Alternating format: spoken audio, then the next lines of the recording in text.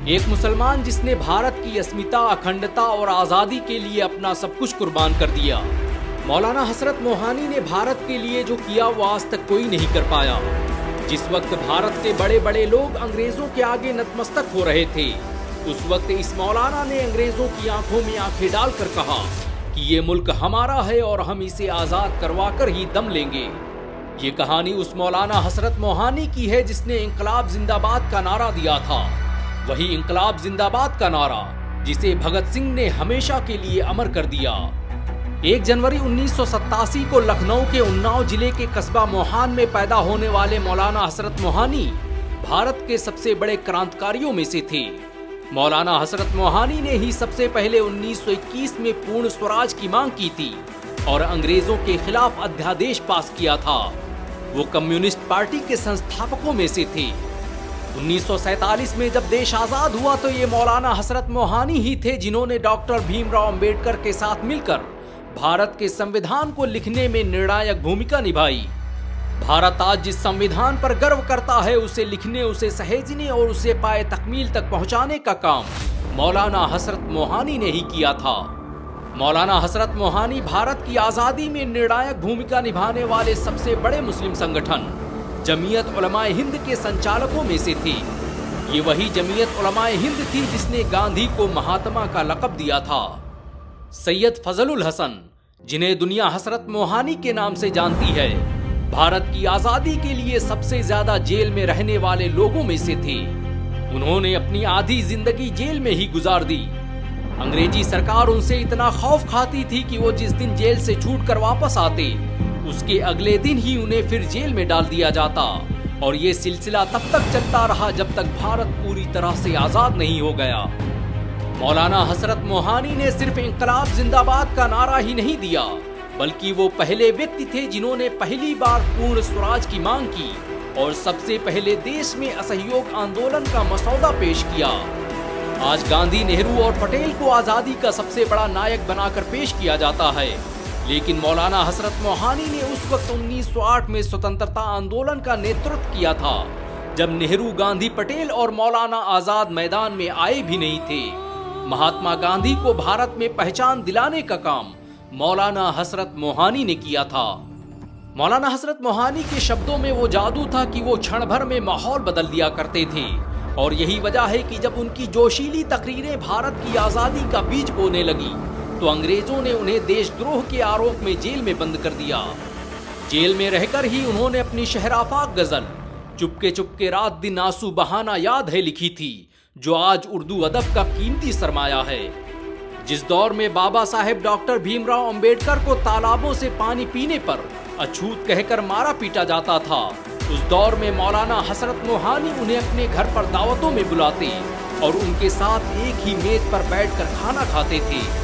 मौलाना हसरत मोहानी के बारे में कभी अंबेडकर ने कहा था कि वही एकमात्र ऐसे नेता हैं जो बराबरी का ढोंग करने के बजाय उसे अपने अमल में लाते हैं। डॉक्टर भीमराव अंबेडकर के साथ सबसे ज्यादा फोटो अगर किसी मुस्लिम नेता की हैं, तो वो है मौलाना हसरत मोहानी की। मौलाना हसरत मोहानी और डॉक्टर अंबेडकर का साथ तब तक रहा जब तक उनका इंतकाल नहीं हो गया। 1946 में जब संविधान सभा का गठन हुआ तो मौलाना हसरत मोहानी को उसका सदस्य बनाया गया। उन्होंने ही भीमराव अंबेडकर के साथ मिलकर भारत के संविधान को लिखने की रूपरेखा तैयार की थी। मौलाना हसरत मोहानी भारत की धरती पर अंग्रेजों के वजूद को एक दिन भी बर्दाश्त नहीं करना चाहते थे और यही वजह है कि उन्होंने 1921 में ही मुकम्मल आजादी यानी पूर्ण स्वराज की मांग कर दी थी, लेकिन गांधी के विरोध के कारण इस प्रस्ताव को पास नहीं किया जा सका। लेकिन 8 साल बाद 26 दिसंबर 1929 को कांग्रेस को मजबूरन ये प्रस्ताव पास करना पड़ा, जिसके बाद भारत में ऐसे युग की शुरुआत हुई जिसने उसके इतिहास को बदल कर रख दिया। कांग्रेस और गांधी अगर मौलाना हसरत मोहानी के उसूलों पर चलते तो भारत 20 साल पहले ही आजाद हो जाता। जब गांधी ने कहा था कि हम बिना खड़क बिना ढाल के चरखा काट कर भारत को आजादी दिलाएंगे, तब मौलाना हसरत मोहानी ने कहा कि गांधी की तरह बैठ के क्यों काटेंगे चरखा, लेनिन की तरह देंगे ना दुनिया को हिला हम। अपने शायराना अंदाज और जोशीली तकरीरों से मौलाना हसरत मोहानी ने अंग्रेजी सरकार की जड़ें हिला दी थी। उन्होंने 1903 में अलीगढ़ मुस्लिम यूनिवर्सिटी में पढ़ाई के दौरान उर्दू-ए-मुअल्ला नाम की एक मैगजीन निकाली और हुकूमत बरतानिया की ऐसी धज्जियां बिखेरी कि अंग्रेजों ने उनके प्रेस और इस मैगजीन को पूरी तरह से बैन कर दिया और उन्हें जेल में डाल दिया। अंग्रेजों को डर था कि कहीं हजरत मोहानी के क्रांतिकारी विचार भारत में आजादी का बिगुल न फूंक दें। मौलाना हजरत मोहानी को 1907 में जब जेल भेजा गया तो अंग्रेजी सरकार उनसे जेल में हर दिन 1 मन गेहूं पिसवाती थी। इसी के बारे में उन्होंने लिखा था, है मश्क सुखनजारी चक्की की मशक्कत भी, एक तुरफा तमाशा है हसरत की तबीयत भी। हजरत मोहानी सिर्फ एक मौलाना ही नहीं बल्कि एक बेहतरीन सियासतदान, पत्रकार और उर्दू अदब के माहिर थे। उन्होंने उर्दू अदब से वही काम लिया जो एक तलवार अपनी धार से लेती है। मौलाना हजरत मोहानी की महानता का अंदाजा इसी बात से लगाया जा सकता है कि आज भी constitutionofindia.net की वेबसाइट पर लिखा हुआ है कि ये महान क्रांतिकारी advisory committee on fundamental rights, minorities and tribal and excluded areas का हिस्सा था और इसने भारत की जमींदारी सिस्टम को खत्म करने, भारत के धार्मिक अल्पसंख्यकों को रिजर्वेशन दिलाने में बुनियादी किरदार अदा किया था।